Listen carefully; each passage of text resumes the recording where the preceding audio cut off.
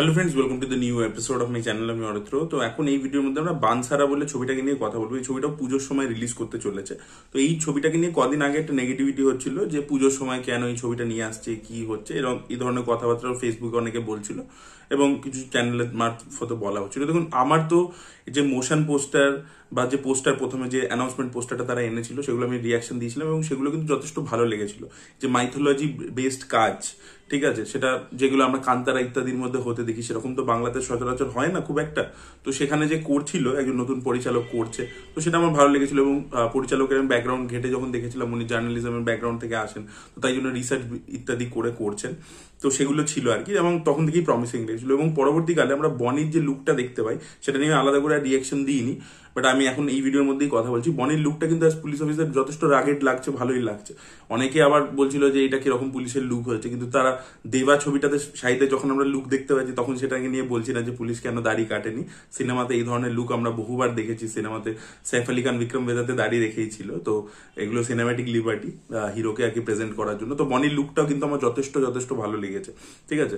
এবং ছবিটার আমি কটা বিটিএস ফুটেজ দেখলাম। আমার এই পার্টিকুলারলি এই ভিডিওটা বানানোর কারণ হচ্ছে আমি কটা বিটিএস শর্ট দেখলাম আর কি। হ্যাঁ, আপনাদের সামনে রাখবো। যথেষ্ট বড় স্কেলে কিন্তু ছবিটাকে শুট করা হচ্ছে। হ্যাঁ, সেটের কাজ করা হয়েছে এবং পুরুলিয়া বাঁকুড়া ওই জায়গাটাকে পুরো কভার করে শুট করা হচ্ছে। প্রপারলি 1 বছর ধরে প্রি প্রোডাকশন করেছে মেকার্সরা। ঝাড়খণ্ডেও কিছু পোর্শনের শুটিং আছে, এছাড়া কলকাতাতে তো শুটিং আছে। এবং কদিন আগে আপনারা নিশ্চয়ই শুনেছিলেন যে রবিনা টন্ডনকে অ্যাপ্রোচ করা হয়েছিল একটা রোলের জন্য।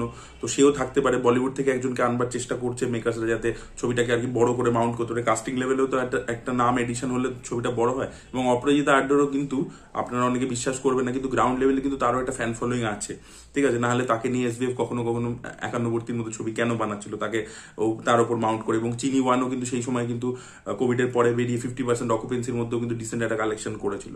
তো কাস্টিংও কিন্তু ভালো রয়েছে। এবং দেখুন, পুজোর সময় রিলিজ করা, এক তো থিমেটিক্যালি পুজো নিয়ে ছবি, তাই জন্য পুজোর সময় নিয়ে আসছে। এবং তার সাথে অ্যাডিশনাল বেনিফিট কি পাবে ছবিটা, যে পুজোর সময় আপনি অন্য বড় ছবির সাথে এলে একটা প্রমোশন যখন হবে যে পুজোয় কটা ছবি রিলিজ করছে, তখন আপনাকে এই ছবিটার নামও অটোমেটিক উঠে আসবে। তো একটা এক্সট্রা প্রচার কিন্তু পাওয়া যায়, ঠিক আছে। সেটা একটা হয়। এবং ডেফিনেটলি পুজোর সময় আমরা পার্টিকুলারলি দেখেছি, পুজো এবং ক্রিসমাসে যেটা হয় যে আপনি ছবি রিলিজ করলেন, তো এমনি সময় যদি আপনার ছবির যে অডিয়েন্স ধরুন এক্স অ্যামাউন্ট আসবে, পুজোর সময় তার থেকে বেশি আসবে, এক্স প্লাস সামথিং আসবে। তার কারণ হচ্ছে পুজোর সময় একটা রানিং অডিয়েন্স থাকে, প্রচুর অডিয়েন্স বাইরে থেকে আসে কলকাতায় সেই সময়। বাংলা সিনেমার ক্ষেত্রে এটা প্রবলেম হয় যে অনেক সময় না ছবি ভালো হলেও দর্শক সেটাকে সুযোগ দিয়ে দেখতে চায় না এমনি সময় রিলিজ করলে। যে আগে হ্যাঁ চলো, অনেক দেখবেন ছবি ভালো হয়েছে, ওয়ার্ড অফ মাউথ ভালো, কিন্তু সেই ছবি লোকে দেখতে গেল না। এই জিনিসও তো হয়েছে বাংলার ক্ষেত্রে, এরকম তো নয় যে হয়নি। কিন্তু পুজোর সময় কি রানিং একটা অডিয়েন্স থাকে, প্রচুর লোক বাইরে থেকেও আসে, যারা কলকাতার বাইরে থাকে চাকরি সূত্রে তারা ফিরে আসছে কলকাতা শহরে পুজো দেখতে। এবার তারা ধরুন বড় ছবিটা দেখতে যাচ্ছে, কিন্তু দেখতে গিয়ে সেখানে টিকিট পেল না, তখন এই ছবিটা দেখতে ঢুকলো। এবং সেখানে যখন ছবিটা ভালো হবে তখন সেই ওয়ার্ড অফ মাউথটা কিন্তু স্প্রেড করবে অনেক বেশি ইজিলি। তো সেখানে কিন্তু একটা ডিসেন্ট ব্যবসা কিন্তু এই 5-6 দিনে কিন্তু করে নেওয়া হয়। তো বিজনেস পয়েন্ট অফ ভিউ থেকে এবং মার্কেটিং পয়েন্ট অফ ভিউ থেকে একদম ডেফিনেটলি ভালো কাজ করেছে তারা, ঠিক আছে। তারা অল্প বিস্তর শো নিয়ে আসবে, কিন্তু তার মধ্যে কিন্তু একটা ডিসেন্ট পারফরমেন্স কিন্তু দিয়ে দেবে। এবং বনির প্রেজেন্টেশন কিন্তু তার অন্য ছবির থেকে পুরোপুরি ডিফারেন্ট হয়েছে এবং সেটা যথেষ্ট ভালো লাগছে, যেটা আমি আগেও বলছিলাম। এবং কাস্টিংও কিন্তু বেশ ভালো রয়েছে। এবং রবিনা টন্ডনকে তারা যদি অনবোর্ড এনে প্রেজেন্ট করতে পারে তাহলে সেটাও খুব ভালো হবে। আমি পার্টিকুলারলি বিটিএস শর্টস গুলো যখন দেখলাম, আমি দেখলাম বড় স্কেলে কিন্তু ছবিটাকে বানানো হচ্ছে এবং সেখানে যথেষ্ট খরচা করা হয়েছে, ঠিক আছে। এবং গ্র্যান্ডারটা কিন্তু পরিষ্কার বোঝা যাচ্ছে। এবং এই যে মাইথোলজিক্যাল ফিল্ডটা, সেটা দেখুন এই ছবিটার মধ্যেও পরিষ্কার আছে। ত্রিশূল ইত্যাদি নিয়ে যে গাইছে করছে, সেগুলোর মধ্যে কিন্তু আছে, মানে খরচা করে একজন ট্রাই করছে, ঠিক আছে। অনেকে বলবে বাংলা ছবিকে সাপোর্ট করো, বাংলা ছবি বড় হোক, বিজনেস হোক, আরো প্রচুর ছবি হোক, কিন্তু সেটা খালি পার্টিকুলার কিছু প্রোডাকশন হাউসের ক্ষেত্রেই যদি হয়ে যায় তাহলে ব্যাপারটা তো ঠিক নয়।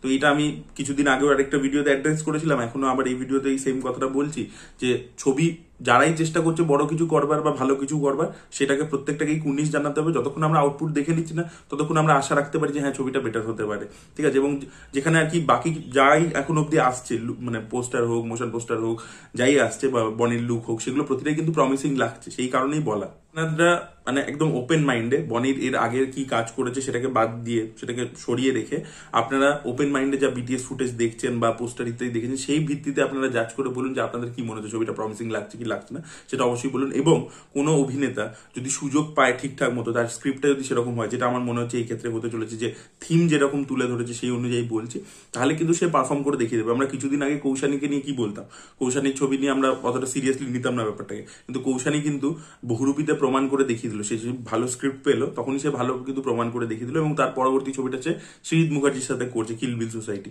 সেটা সে করছে। তো সেখানেও কিন্তু একটা ভালো স্কোপই পাবে সে পারফর্ম করবার। তো সেটাই ব্যাপার যে প্রতিটা অভিনেতা যখনই চান্স পায় তখন সে ভালো করে দেখাবে, কেউ তো ইচ্ছে করে খারাপ করতে চায় না।